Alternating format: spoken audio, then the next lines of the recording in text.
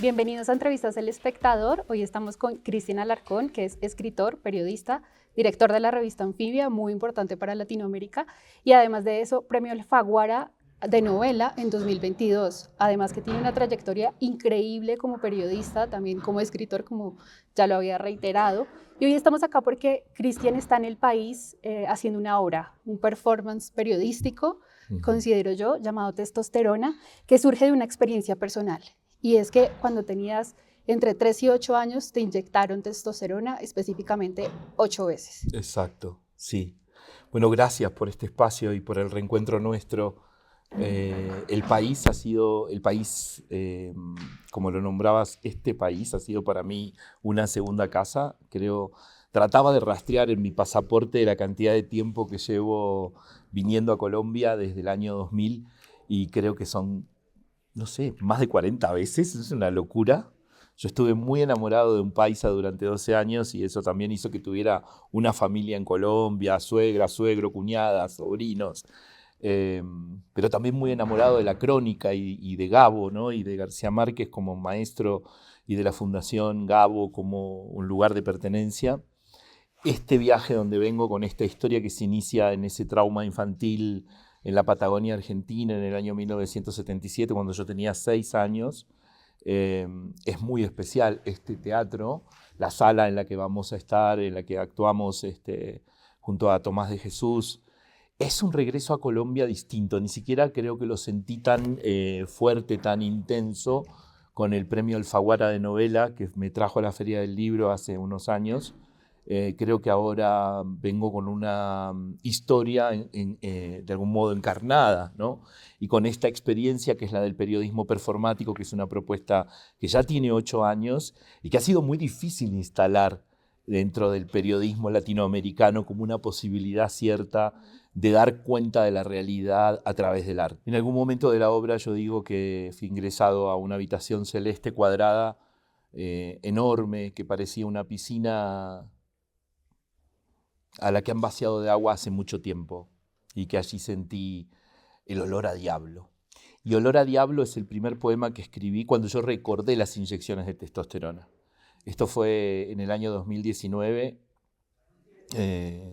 fue hacia fin de año y tenía que escribir el prólogo de un libro y a raíz del tema, que era el cuerpo contemporáneo, el tema del libro, lo que vino no fue la lectura crítica de los 15 relatos que tenía el libro, sino que lo que vino fue ese ramalazo como una especie de rayo interno feroz que me reveló algo que siempre había sabido, pero el trauma uno lo reprime por una cuestión de sobrevivencia, ¿no? No podríamos con la memoria absoluta de nuestros traumas vivir la vida cotidiana y avanzar en la existencia de uno. Entonces, ese olor a diablo está presente en ese primer poema que sale en ese libro. Finalmente no escribo el prólogo, sale directamente el texto sobre testosterona. Y se transforma después en parte de la novela El Tercer Paraíso, que está presente en un ensayo que escribo sobre el futuro después del COVID y que finalmente decido va a ser el material a partir del cual voy a hacer una investigación sobre la masculinidad contemporánea que me permita indagar sobre mí mismo, no desde el morbo de la auscultación del trauma en sí mismo, sino de la creación de una posibilidad de futuro, de una posibilidad de una existencia futura más allá del trauma.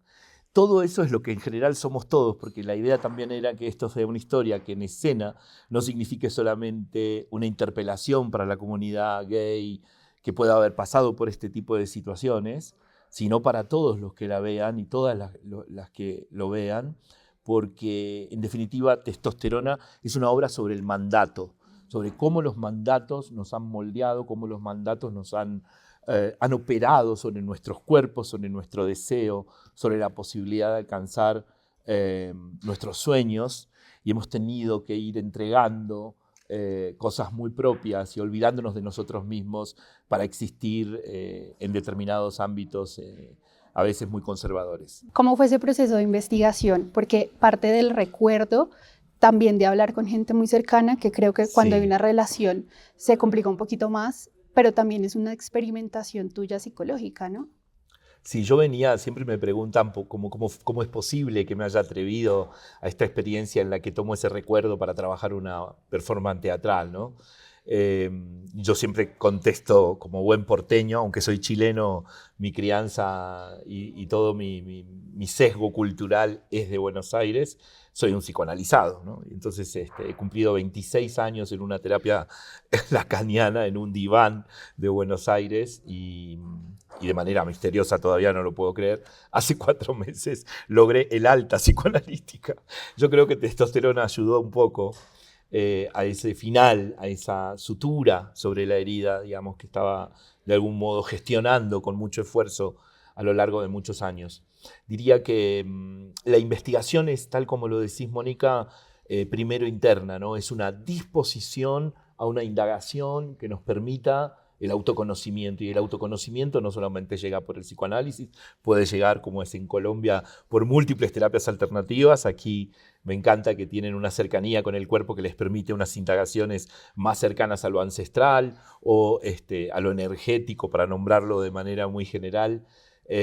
Lo cierto es que los humanos necesitamos esa experiencia que es la del autoconocimiento, pero el autoconocimiento significa trabajo, y un trabajo rudo, arduo, permanente, persistente, porque a veces duele, porque a veces este trabajo yo lo que digo es mirar el interior de un volcán, que es el propio. El volcán tiene mucho que ver con esta obra, porque además se habla mucho de Humboldt y de los volcanes que visitó en lo que era la Nueva Granada.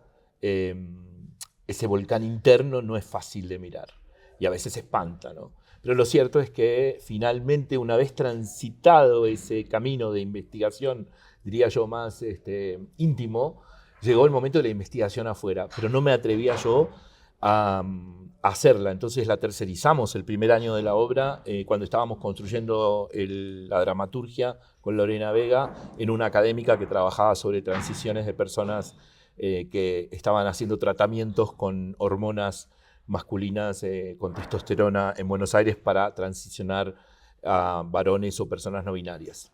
¿Por qué? Porque yo, de verdad, no podía escuchar lo que tenía para decirme un endocrinólogo sobre qué había pasado con mi cuerpo infantil en ese tratamiento deshumanizante. No podía escuchar a los científicos, no podía escuchar a los médicos. Ni siquiera era capaz de nombrarme a mí mismo como víctima. Tuve que irme a Londres a una residencia de 3 meses para en Londres entender que todas las organizaciones LGTBIQ+ inglesas tienen un 0800 para denunciar los casos de tratamientos de conversión de la homosexualidad. Y hasta que un académico norteamericano no me habló de la deshumanización, yo tampoco fui consciente. Diría que recién este año, en esta etapa que me trae a Bogotá, que me lleva a Cali, que me lleva a Quito, soy capaz de yo conducir por primera vez la investigación de testosterona y preguntar en primera persona y en tercera persona qué ha pasado con otros cuerpos, qué ha pasado con otros sujetos, cómo ha sido la historia de este intento de dominación sobre los cuerpos disidentes en América Latina. Yo quería indagar un poquito más como esa investigación con tu familia, ¿no? Porque también es sentarte a hablar con tus papás, recorrer lugares que recorriste de niño, y entre esos tu psicóloga. Sí. ¿Cómo fue ese proceso? Y también esa reconciliación con tus padres, porque me imagino que en un principio había una culpa, pero te escuchaba también diciendo en algunas entrevistas que también aprendiste a entenderlos. Sí, yo al principio mentía en las entrevistas, y cuando me preguntaban si los había perdonado decía que sí. Yo los amo profundamente. Mi madre está pasando por un momento difícil y todos los días, desde hace ya un mes, la llamo 2 veces por día para saber exactamente cómo está. Me preocupo por su cuidado médico, por mi padre. El domingo fue el Día del Padre. No pude viajar al sur porque venía para acá. Tengo una relación muy amorosa con mis padres. Creo que la reconciliación, si la podemos llamar así, llegó mucho antes que testosterona, porque en definitiva, digamos, no es que uno, viste, papá o mamá te pegaron, entonces vas al psicólogo, trabajas el trauma y luego todo está bien. Es un proceso tan complejo, porque nos equivocamos todos, se equivocaron ellos, pero su generación se equivocó. O sea, mis padres son hijos de 2 clanes campesino-proletarios. Ellos hicieron un ascenso de clase en el cual se pierde mucho. Cuando la gente bueno, Colombia, que es un lugar de desplazamientos, el que vino del Tolima, el que vino de la Ciénaga, el que vino de no sé dónde y llegó, ese abuelo que se rompió el lomo, que luego tuvo el hijo que tuvo un trabajo integrado y que pudo mandar a su hijo a la universidad. Todo ese tránsito dejó como una estela de sufrimientos, de pérdidas. Hay que poder poner en contexto el trauma para comprenderlo. Si no, nace el egoísmo de creer que se lo hicieron a uno. Mis padres eran jóvenes, tenían 20 y tantos años, se habían exiliado de una dictadura, llegó otra dictadura en Argentina y sinceramente lo que en el fondo ocurría es que ese niño demasiado amanerado, mariquita, femenino, les daba vergüenza. Si lo peor, y uno cuando ve las historias de los... Son cuantos los casos que se han documentado en la ley, en el proceso que significa la búsqueda de una ley que prohíba los tratamientos de conversión en Colombia, que ya 2 veces fracasó y que ahora estamos intentando otra vez. Nuevo, sí, Allá hay mucho material. Y ahí se sabe, por ejemplo, algo que a mí me sorprende. El 20% de las personas LGTBIQ de este país fueron víctimas de tratamientos de conversión. No tanto con testosterona como con internaciones psiquiátricas, electroshock, terapias de aversión, es decir, mostrarte videos pornográficos de aquello que debería no gustarte mientras te están dando electricidad en los genitales. Cosas absolutamente inhumanas, ¿no? Yo digo, la inyección de testosterona fue un tratamiento deshumanizante, pero ¿cuán deshumanizante es el tratamiento que se ha aplicado sobre todas estas personas hasta hace muy pocos años? A todos esos padres, a todas esas madres, los podríamos juzgar y es relativo. Ahora, ¿qué es el perdón?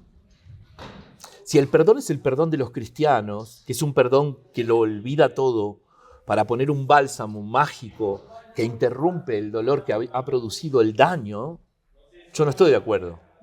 Porque el daño me habita, porque la marca de la herida que se me produjo me habita. Y por eso en escena, en Testosterona, hay un archivo vivo, que soy yo mismo, dando cuenta de que el daño no es solamente llanto, lágrima, queja, mortificación, degradación, alienación, no. Es muchas otras cosas porque lo podemos transformar. Entonces, quizás incluso debo pensar que mis padres, cuando decidieron invertir, era carísima la inyección. Este es otro tema. Ahora entiendo, por lo de Ecuador sobre todo, que en esta zona de América Latina las terapias de conversión de la homosexualidad fueron más vinculadas a las clínicas y las iglesias evangélicas que a la testosterona, porque es muy cara. Entonces, habría sido algo de ciertas élites, por ejemplo, en Ecuador claramente. Las élites, como ya sabemos, los gomelos, como les dicen ustedes, no hablan de sí mismos en público. Eso le toca a los pobres, ¿no? Es el pobre, el trabajador, el que puede exponer su intimidad. Si perteneces a la élite, eso queda entre las 4 paredes de una familia. ¿Quién va a hablar de sus padres si pertenece a las élites? Entonces es más difícil la investigación acá. Ni hablar en Ecuador, donde la sociedad es todavía más estratificada.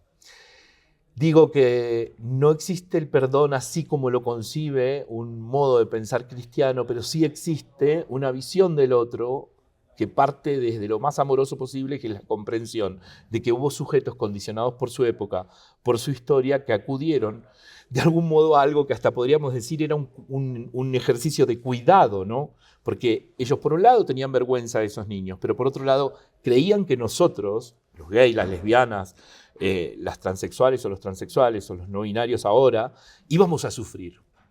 El presupuesto era que toda mi generación, yo tengo 54 años, si decidíamos vivir como homosexuales, íbamos a sufrir, íbamos a ser infelices. En el caso de mi madre, por ejemplo, que yo no iba a tener hijos y que ella no iba a ser abuela.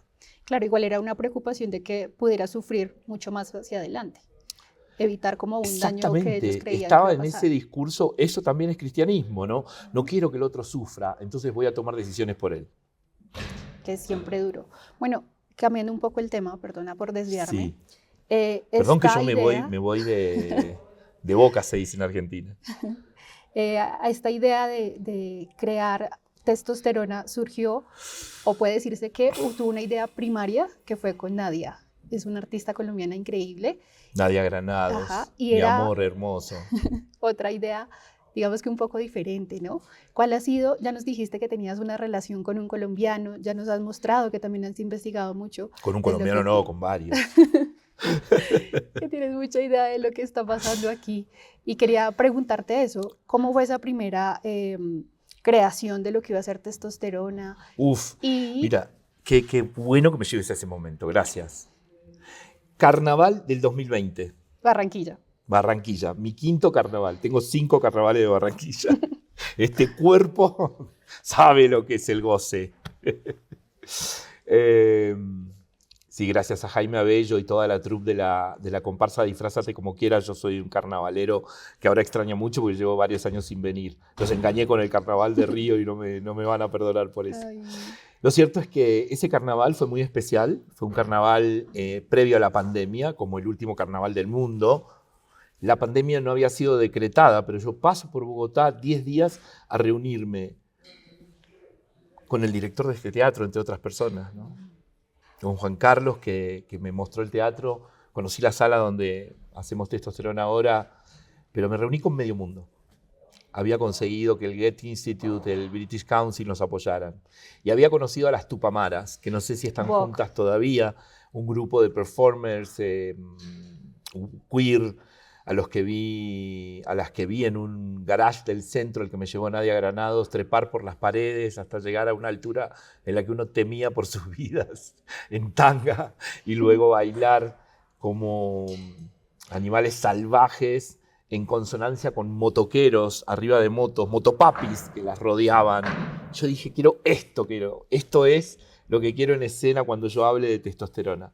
Era un proyecto alucinante. Nadie, además, con su infinita capacidad de provocar, pretendía inyectarme testosterona en vivo. Iba a hacer otra cosa, quizás menos teatral. Y en Buenos Aires, cuando empezamos a trabajar en plena pandemia, encerrados durante prácticamente 2 años, desarrollamos esto, que finalmente esto es testosterona, que es una mezcla entre la lógica de la performance, del aquí está pasando algo singular y no va a haber otro momento en el que puedas ver esto. Y esto es lo que va...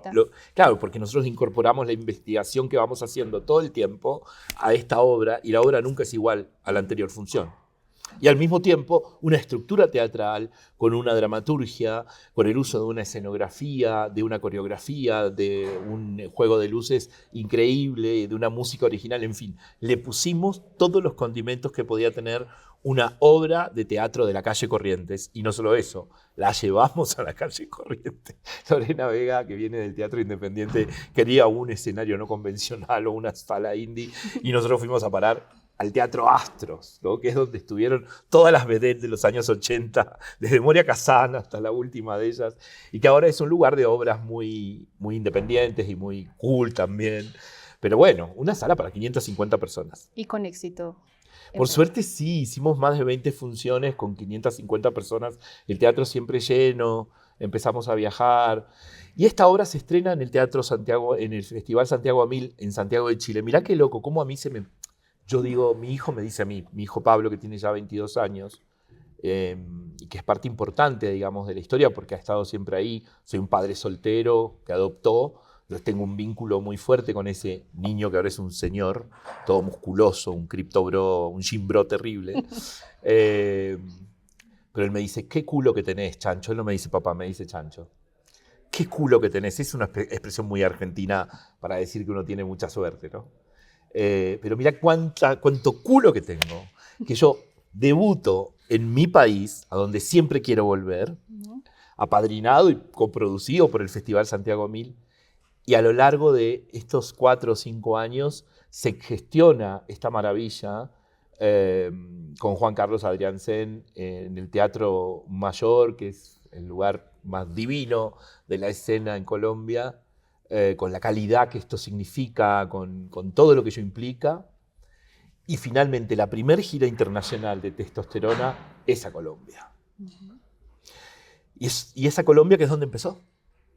O sea, la emoción que a mí me da que Nadia Granados me vea, que esté sentada en el teatro viendo eso que los dos imaginamos, porque el arte es así, no tiene tanto dueño como el periodismo, como la literatura, donde nuestro trabajo es tan individual. Es una gesta colectiva, ¿viste? Yo quería ir a eso. A Lorena Vega, que es la que dirige la obra, la conocemos pues porque es la psicóloga de Envidiosa y nos llevó, Claro, la Lore acá obviamente, también es famosa. acá, Qué exactamente. bueno, es famosa en todas partes, mi amiga ahora. Eso por un lado, y es un trabajo de un periodista, escritor, con una persona dedicada a la actuación y a la dirección. Sí. Y por el otro lado, me cuestiona mucho el tema de la memoria. Uno en un texto tiene el Mm. control de la revisión, pero en escena no tanto. Y es una obra de más de una hora Ujú. en la que hay un parlamento, unos monólogos tuyos también largos. Larguísimos. ¿Cómo fue ese proceso? Primero, Tortuoso. de creación y segundo, de memoria. ¿Cuál fue la Uf. táctica? Yo creí que tenía muy poca memoria, o sea, soy de los estudiantes ñoños o nerds, digamos, que tienen que entender, leerlo todo para poder volver a decirlo. O sea, no he sido el de la anotación que uno recuerda. Aplicaba técnicas mnemotécnicas en matemática para aprenderme las fórmulas, pero después cuando me liberé hacia la literatura y el arte, dije, nunca más voy a tener que aprender algo de memoria, si se trata de esto, ¿no? Hasta que de pronto llego al teatro y tengo que aprender una obra que tiene 30 y tantas páginas y 1 hora 10 de texto. Y el texto, el 90% lo digo yo. Mi compañero Tomás de Jesús hace una tarea hermosa, pero está cuidándome, dándome pie, aportando perlas, bailando conmigo. En fin, sin él sería imposible la obra, pero el texto me pesa muchísimo. La segunda vez que hicimos esto, yo no sabía que la segunda función, sépanlo, está maldita. Y me lo ocultaron y permitieron que, feliz por el éxito de la primera función, me fuera a festejar hasta las 4 de la mañana en Santiago de Chile y nadie me dijera, mañana es la segunda función, anda a dormir. No. Ya basta, no tome más cerveza. Resultado, en la segunda función, ante un montón de programadores internacionales, me olvidé la letra 5 veces. 5 veces. Afortunadamente, cada vez que me lo olvidé, pasé al siguiente párrafo. El problema fue para la que estaba pasando los títulos en inglés, porque no coincidía. Yo estuve a punto de salir corriendo, de decir, esto no es lo tuyo, querido, ¿para qué te aventuraste? Volvé a escribir libritos, quédate en el periodismo, ¿qué haces acá? Fue muy duro. Aprendí mucho, la falibilidad. Eso que nosotros podemos estar protegidos en nuestras escrituras, porque volvemos a corregir. Viene alguien que nos edita. Correctores ya no existen en las redacciones, pero... Tenemos. Ustedes tienen, bueno, eso es una cosa milagrosa. Casi no hay en Argentina en los medios correctores, pero bueno, en fin, uno está más protegido. Acá estás en cuerpo presente, en acción, ante todos esos sujetos que te están mirando. Y la verdad es que yo pensé en salir corriendo, por suerte no lo hice, porque muchos dicen que los espectadores no se dieron cuenta. Ahora, Lorena Vega sí. Y fuimos hacia un camerino que quedaba en un gran teatro, al fondo de un largo pasillo. Los camerinos suelen ser lugares remotos de la escena, ¿no? Allá lejos. Y pasadizos cortos y sí, largos.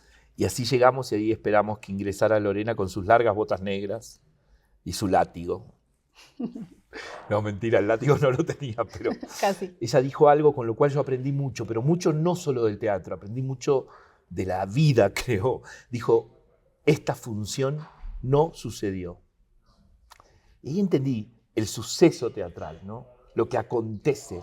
Si no está aconteciendo en el cuerpo del que está ahí, no acontece acá. No existió, no pasó, no sucedió. Me parece una enseñanza hermosa. Así que me estudio la letra cada vez que voy a hacer la obra, vuelvo a leer las 30 y tantas páginas, repaso la letra con Tomás de Jesús y aún así por leves momentos chispoteo un poquito, pero bueno, me hago cargo por lo menos de eso, ¿no? Claro, mayor control. Pero eso también te ha dado más confianza para crear y cambiar. Mira, pasan dos cosas con la obra. A mí por lo menos como performer en escena. Por un lado el desafío de la letra.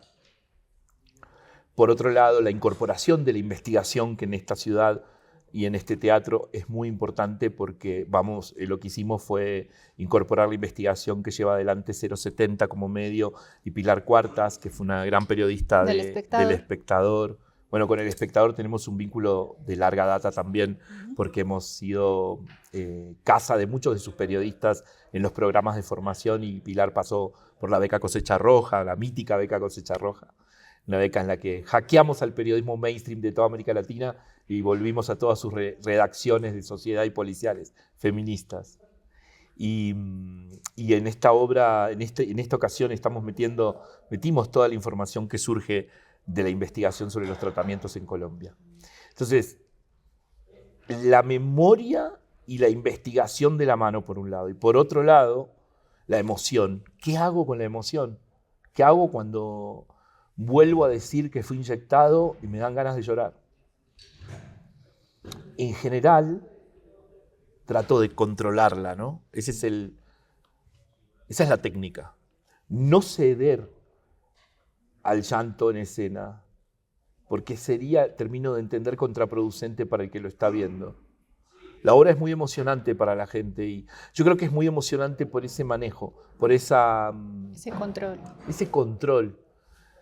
En algunos casos, cuando no puedo evitarlo, tengo pautado qué decir en ese exacto momento para poder respirar y continuar, ¿no? Pero es difícil porque no siempre es igual, nunca es igual. Claro, pero digamos que en la obra hay dos cosas que se juntan a tu historia personal y es un poco como el futuro de las masculinidades y también la botánica. Ajá. Y primero quería preguntarte por el tema de las masculinidades y como ese futuro, y es la realidad que también está viendo Argentina, ¿no? Y cómo se replantea la obra a partir de esto que está pasando ahora. Bueno, yo creo que desde Adolescence, que es esta serie que ha hecho que el mundo discutiera sobre las masculinidades del hombre silencioso contemporáneo, del joven en silencio, del padre de ese joven en silencio, somos conscientes cuando miramos hacia nuestro lado de que nuestros varones, los de nuestras familias, los de nuestros circuitos, nuestros propios amigos, la cargan con este mandato heteropatriarcal que implica no solo, digamos, comportarse más del lado de las violencias que del lado de la amorosidad, silenciar en lugar de decir, restringir el modo de entregar afecto, comportarse como conquistadores, trabajar siempre desde la idea de competencia fálica, ceder ante las supuestas tentaciones para demostrar hombría, vincularse con el goce desde el hándicap y no desde la búsqueda genuina de un estar con otro o con otra, limitar sus acciones desde muy pequeños para parecer varones, ¿no? Y la historia de Testosterona es la de un varón, que soy yo, que ha negociado con todo ello, y por más de que yo digo este es un cuerpo que se resistió, un cuerpo que no obedeció al mandato, obedecí y obedezco de muchas maneras. Porque el patriarcado desciende sobre nuestros cuerpos aún con nuestra conciencia. Por eso un aliado para las feministas es siempre relativo, ¿no? Tienen razón las feministas cuando desconfían de los aliados. De hecho, hace poco hubo una encuesta en un programa random de streaming de Buenos Aires, donde la mayoría de las mujeres jóvenes decían que en lugar de conocer a un machirulo de cuarta como cualquier otro para tener un vínculo sexoafectivo, que a un aliado preferían al machirulo porque el aliado terminaba siendo más contradictorio que los propios machirulos. En fin, es un tema complejo el de la masculinidad, porque además no se puede salir a dar cátedra y a decir cómo debería ser, ¿no? No estamos sabiendo cómo hacerlo. Mi indagación a partir de Testosterona es sobre el tema de las masculinidades. Estoy escribiendo un ensayo personal que proviene de lo botánico, de el Humboldt y todos sus novios a lo largo de sus travesías por América, y que termina con los jardines ingleses en donde existen comunidades queer que están creando espacios en la naturaleza para permitir esa existencia diversa, hasta estas masculinidades sitiadas, estas masculinidades coartadas, pero también en un mundo donde habemos varones que estamos en otro lugar, que intentamos todo el tiempo cuestionarnos, que lidiamos con esa limitación. Me parece que el escenario, en este escenario de ultraderechas, de conservadurismos, de neoconservadurismo y de jóvenes tan vinculados a la idea de una masculinidad hegemónica, es un desafío. Yo lo vivo como un desafío. Lo vivo como un desafío con mi propio hijo, ¿no? Cómo dialogar con él, cómo ese chico que se construye una masculinidad súper hegemónica, naturalmente en contra de este padre gay, marica, público, ¿no? Con sus vínculos diversos, que nunca le ocultó nada. es infinitamente progresista para algunas cosas, y por otro lado, cuando se trata de él, bueno, se expresa en el formato más clásico, y probablemente yo tenga no sé cuántos nietos de una nuera hegemónica que va a elegir este sujeto para construir una familia de la década del 50. Y vivir en una finca. No, sí, claro, tal cual, en un country. Sí. Yo también quería ir a esas experimentaciones que te ha llevado Testosterona, porque me imagino que a la par de que has presentado la obra, también has conocido historias de personas, historias similares a la tuya, pero además ya dabas un antecedente que estás planeando un ensayo también de las masculinidades y la botánica, pero también los cyborg. Entonces quería que me contaras un poco eso, ¿qué viene? Mira, en principio una relectura de mi propia experiencia para entender, y esta es mi hipótesis, ¿no?, de que quizás se trate de una masculinidad cyborg porque fuimos inyectados con una tecnología, fuimos intervenidos por una tecnología. Donna Haraway lo plantea en el Manifiesto Cyborg a fines de los años 80. Ella analiza la literatura de ciencia ficción feminista de los años 70 que de algún modo intenta taclear y hackear a la ciencia ficción dura de los años 50, que fue la que iluminó a los tecnofeudales, a Elon Musk, a Zuckerberg, bueno, a Zuckerberg no tanto quizás, pero a Jeff Bezos, a todos estos dueños de las grandes corporaciones tecnológicas y fascistas que están considerando la posibilidad de crear una ciudad para ellos en Marte, que en el año 2050 les permita ver desde allá cómo se destruye el resto del planeta y nosotros perecemos mientras ellos sobreviven. Los cyborg, lo dice Haraway, es eso que tiene una condición orgánica y política que le permite hackear y convertirse en el sistema y convertirse en una interfase, en la posibilidad infinita de otra cosa, abandonando por completo la idea de la binariedad, masculino-femenino, ¿no? Conflicto-paz, digamos, todos los blancos y negros subvertidos, ¿no?, en una conciencia de la posibilidad de una deriva que es siempre transicional, ¿no? Y eso sí estoy haciéndolo de algún modo más personal, más íntimo, porque sí estoy y me siento en una profunda transición en todas las prácticas que estoy llevando adelante. Anfibia está en una transición que no se sabe a dónde nos lleva, pero que definitivamente va de la crónica y el ensayo a otros formatos, mira lo que hice, ¿no?, del poema a la novela, de la novela a la performance, y ahora sí voy a un ensayo personal. Tengo una novela en la cabeza que quiero terminar rápido el ensayo para poder escribir, pero transiciono, como si me sacara capas de encima, como la mariposa que proviene del gusano, ¿no? Y como si sacarse capas de uno mismo fuera un modo de sobrevivir sin distraerte tanto en la ansiedad que produce el ecocidio, el desastre global, el futuro distópico, porque si nosotros nos quedamos en la idea de que esto se va a terminar, de que, como dice mi madre en el comienzo de Testosterona, esto es el fin del mundo, no podemos vivir. Es imposible imaginar futuros diferentes si nos quedamos en el diagnóstico de aquello que va a perecer. Y el arte nos está permitiendo la posibilidad de contradecir esa condición distópica del futuro para acceder a una imaginación que no es la de uno, es la de todos y todas, que nos permita por lo menos seguir teniendo la potestad humana de inventarnos un futuro distinto en el que la muerte no sea lo único que nos acecha. Y que el futuro sea imperfecto. No es que más imperfecto que el humano, no sé qué. Entonces el futuro va a ser imperfecto, ¿no? Es el concepto con el que venimos trabajando. Listo, muchas gracias, Cristian, por darnos este espacio y contarnos un poco más de lo que hay detrás de Testosterona. Y a ustedes también les agradecemos por ver la entrevista y que sigan pendientes del contenido del espectador.com.